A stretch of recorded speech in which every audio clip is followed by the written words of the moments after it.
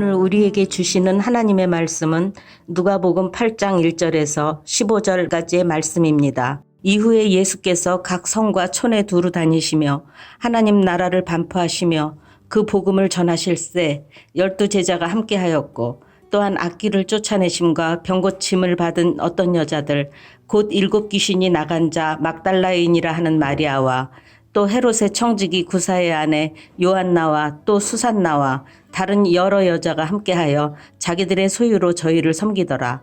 각 동네 사람들이 예수께로 나와 큰 무리를 이루니 예수께서 비유로 말씀하시되 씨를 뿌리는 자가 그 씨를 뿌리러 나가서 뿌릴새 더러는 길가에 떨어짐에 밟히며 공중의 새들이 먹어버렸고 더러는 바위 위에 떨어짐에 났다가 습기가 없으므로 말랐고 더러는 가시떨기 속에 떨어짐에 가시가 함께 자라서 기운을 막았고 더러는 좋은 땅에 떨어짐에 나서 100배의 결실을 하였느니라.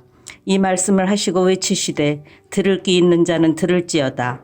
제자들이 이 비유의 뜻을 물으니 가라사대 하나님 나라의 비밀을 아는 것이 너희에게는 허락되었으나 다른 사람에게는 비유로 하나니 이는 저희로 보아도 보지 못하고 들어도 깨닫지 못하게 하려 함이니라. 이 비유는 이러하니라. 씨는 하나님의 말씀이요 길가에 있다는 것은 말씀을 들은 자니 이에 마귀가 와서 그들로 믿어 구원을 얻지 못하게 하려고 말씀을 그 마음에서 빼앗는 것이요 바위 위에 있다는 것은 말씀을 들을 때 기쁨으로 받으나 뿌리가 없어 잠깐 믿다가 시험을 받을 때 배반하는 자요 가시떨기에 떨어졌다는 것은 말씀을 들은 자니 지내는 중 이생의 염려와 재리와 일락의 기운이 막혀 온전히 결실치 못하는 자요 좋은 땅에 있다는 것은 착하고 좋은 마음으로 말씀을 듣고 지키어 인내로 결실하는 자니라. 아멘. 예수께서 유명한 비유를 드십니다. 4가지 땅에 떨어진 씨 비유인데요. 내용은 아주 간단합니다. 농부가 씨를 뿌렸는데 길가, 바위 위, 가시떨기, 그리고 좋은 밭에 떨어졌습니다. 길가에 씨가 떨어지면 어떻게 될까요? 밭이 아니라 길에 떨어졌습니다. 당연히 자라지 못하겠지요. 새들이 와서 먹어버립니다. 2번째는 바위 위입니다. 흙이 없으니 습기도 없고 뿌리를 내릴 수도 없습니다. 해가 뜨면 말라버립니다. 3번째는 가시떨기입니다. 가시가 기운을 막아서 씨가 자라지 못합니다. 4번째는 좋은 땅입니다. 길가가 아니라 밭이고요. 흙이 부드럽고 깊어 뿌리가 잘 뻗어나갈 수 있습니다. 가시떨기와 같은 잡초가 없어 양분을 충분히 받을 수 있습니다. 이런 땅에 씨가 뿌려지면 자라서 열매를 맺습니다. 하나의 씨에서 30배, 60배, 100배의 수확을 얻게 됩니다. 이 비유의 뜻은 무엇일까요? 씨는 하나님의 말씀이며 밭은 말씀을 들은 사람의 마음을 뜻합니다. 12절 이하에 그 뜻을 주님께서 다 말씀해 주셨습니다. 첫 번째, 길가와 같은 사람은 어떻습니까? 12절입니다. 길가에 있다는 것은 말씀을 들은 자니 이에 마귀가 가서 그들이 믿어 구원을 얻지 못하게 하려고 말씀을 그 마음에서 빼앗는 것이요. 주목할 만한 표현은 말씀을 들었다는 것입니다. 말씀을 들었으나 예사로 여기는 사람 또는 듣고도 깨닫지 못하는 사람입니다. 들은 말씀을 악한 자가 빼앗아 가버립니다. 아예 말씀을 무시하는 사람이지요. 2번째, 바위 위와 같은 사람입니다. 13절입니다. 바위 위에 있다는 것은 말씀을 들을 때에 기쁨으로 받으나 뿌리가 없어 잠깐 믿다가 시련을 당할 때에 배반하는 자요. 말씀을 듣고 즉시 기쁨으로 받습니다. 환난이나 박해를 아주 잠깐은 견딥니다. 잠깐은 믿습니다. 그러나 뿌리가 없어서 금방 넘어집니다. 어쩌면 우리의 모습이 이 돌밭과 같지 않습니까?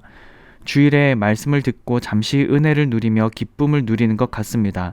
그러나 예배당 밖으로 나서는 순간 또는 세상을 향해 발걸음을 내딛는 순간 넘어지는 우리의 모습과 같진 않습니까? 3번째, 가시떨기와 같은 사람입니다. 14절입니다.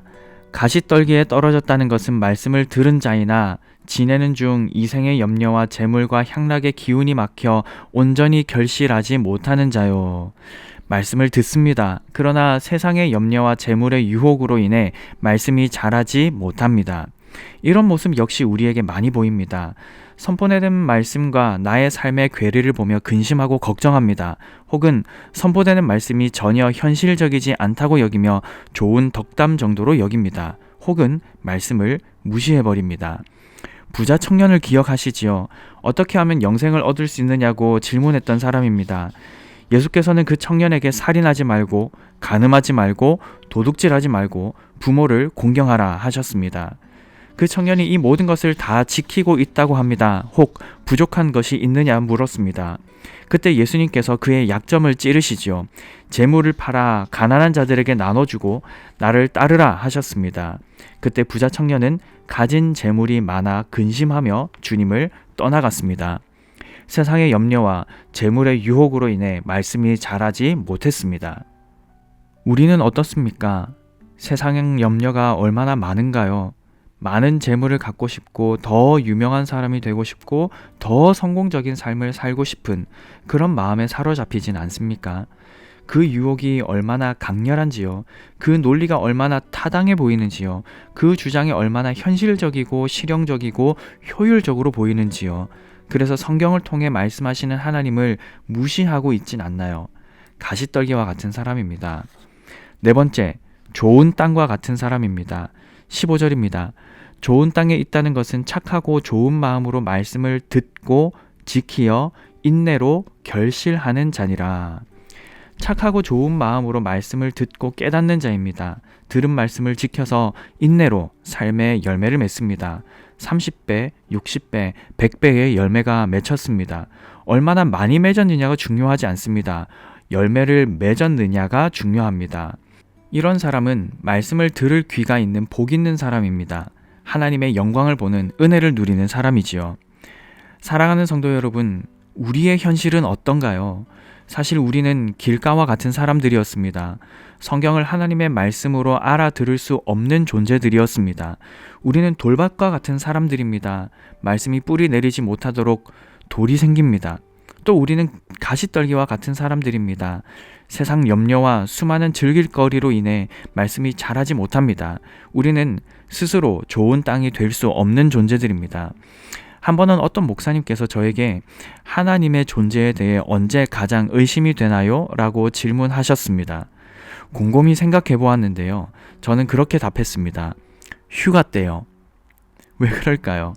평소에는 참 열심히 성경을 봅니다. 연구도 합니다. 교회에서 일을 하니 성도님들도 자주 보고 신방이나 상담도 합니다. 성경을 가르치기도 하고 말씀을 선포하기도 합니다. 그런 모든 종교적인 생활 속에서 저의 믿음이 나름 건강하다고 느낍니다. 하나님에 대해서도 많이 생각하지요. 그런데 휴가를 떠나면 있습니다. 다 있습니다. 성경을 보지 않고 연구하지 않습니다. 신방이나 상담도 없고 성경을 가르치거나 말씀을 선포하지도 않습니다. 그러면 어떨까요? 하루라도 성경을 보지 않으면 입에 가시가 돋아나야 할 텐데 세상에 이렇게 편하고 행복할 수가 없는 겁니다. 뭔가 잘못되어도 한참 잘못된 것이지요. 진짜 무서운 것이거든요. 그래서 그날 이후로 휴가 가면 성경을 꼭 읽기로 다짐했습니다. 여러분은 어떠신가요? 직장과 사업의 문제, 취미생활, 봐야 할 드라마나 TV 프로그램 등 여러 상황들로 인해 말씀을 좋은 마음으로 받지 못하고 있진 않으신가요? 저는 늘 다음 세대가 걱정입니다. 지나치게 학업에 얽매여 있습니다. 성경 한 번 펼 여유가 없습니다. 예배에 나오는 것조차 사치로 여깁니다. 시험 기간에는 공부로 인해 마음이 쫓기고 시험이 끝나면 놀아야 하니까 마음을 뺏기고 방학이나 휴가가 되면 좀 쉬어야 하는 그런 상태인 친구들이 참 많습니다. 어떤 때는 길가 같고 어떤 때는 바위 위 같고 어떤 때는 가시밭 같은 게 우리의 현실입니다. 그런 질문이 생기지요. 어떻게 하면 좋은 땅이 될 수 있을까? 어떻게 하면 우리가 좋은 땅이 되어 말씀을 받아 열매를 맺을 수 있을까요? 방법은 딱 하나입니다. 하나님께서 농부가 되어주시면 가능합니다. 이렇게 기도해야 하죠. 주님, 싹 다 갈아엎어 주십시오. 싹 다 갈아엎어 달라고 기도해야 합니다. 하나님께서 우리를 변화시키십니다. 하나님께서 우리를 변화시켜 주셔야 말씀이 말씀으로 들립니다. 하나님을 하나님으로 알아보기 시작합니다. 예수님께서 우리에게 행하신 모든 일이 나에게 어떤 의미가 있는지 깨닫게 됩니다. 다른 방법이 없습니다.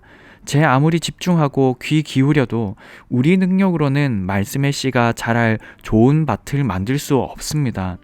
밭이 아니었던 우리, 길가와 같았던 우리를 밭으로 만드시는 분은 하나님이십니다. 밭이 되었으나 뿌리가 내리지 못하게 하는 돌이 얼마나 많은지 모릅니다. 말씀을 집중해서 듣지 못하고 들었다 한들 금세 잊어버리는 우리, 들은 말씀이 뿌리 내리지도 못한 채 사라져버립니다. 하나님은 우리 마음밭에 돌을 골라내시면서 말씀이 삶의 뿌리를 내리도록 도우십니다. 돌을 치워주셨지만 가시떨기가 자랍니다. 세상에 대한 염려, 장래에 대한 불안, 얼마나 분주한지 모릅니다. 어떻게 해야 할까요? 기도해야 되지요. 하나님, 가시덤불을 제거해 주십시오. 우리의 분주한 현실, 쫓기는 일상에 마음까지 뺏기지 않게 해 주십시오. 그럴수록 더욱 주님을 찾게 해 주십시오. 하나님께서 기도를 들으시고 우리를 변화시키십니다. 적어도 말씀을 듣는 예배 시간만큼이라도, 적어도 말씀을 나누는 다락방 모임 때라도, 성경 말씀을 배울 수 있는 양육 훈련 시간에라도, 그리고 성경을 펼쳐 든다면 그 언제라도 주님이 분주한 우리의 마음을 차분하게 하십니다. 말씀을 들을 수 있도록, 말씀이 삶에 뿌리 내릴 수 있도록 도우십니다. 말씀을 맺겠습니다. 예수님을 믿는 순간 그 사람은 좋은 땅과 같은 사람이 됩니다. 예수님을 믿는다는 가장 중요한 증거 중에 하나는 말씀을 귀담아 듣는다는 것이죠. 양은 목자의 음성을 알아듣는 법이기 때문입니다. 그러나 우리는 간혹 또는 자주 우리 삶의 밭에 돌이 생깁니다. 가시떨기가 생깁니다. 혹은 말씀을 전혀 심지 않으려고 길가가 되어 있기도 합니다. 비극이지요. 그래서 우리는 기도해야 합니다. 성령께서 우리에게 말씀해 주시길, 성령께서 우리를 가르치시길, 우리 마음을 열어주시고 주의 빛으로 밝혀주셔서 우리를 인도해 주시길 기도해야 합니다. 주님의 말씀으로 우리를 새롭게 해주시길, 창조하신 모습을 다시 회복할 수 있길 기도해야 합니다. 저와 여러분 모두가 좋은 땅과 같은 사람이 되어 주의 말씀이 심겨지고 열매 맺는 복을 누릴 수 있길 소망합니다. 오늘 아침에 함께 기도하실 기도 제목입니다. 먼저 말씀을 기억하며 이렇게 기도하겠습니다. 우리 마음밭을 경작하셔서 말씀을 듣고 행하여 열매 맺는 좋은 땅과 같은 그리스도인 되게 하소서. 다음으로 대학부 겨울 수련회를 위해서 기도하겠습니다. 충분한 말씀이란 주제로 금요일부터 수련회를 갔는데요.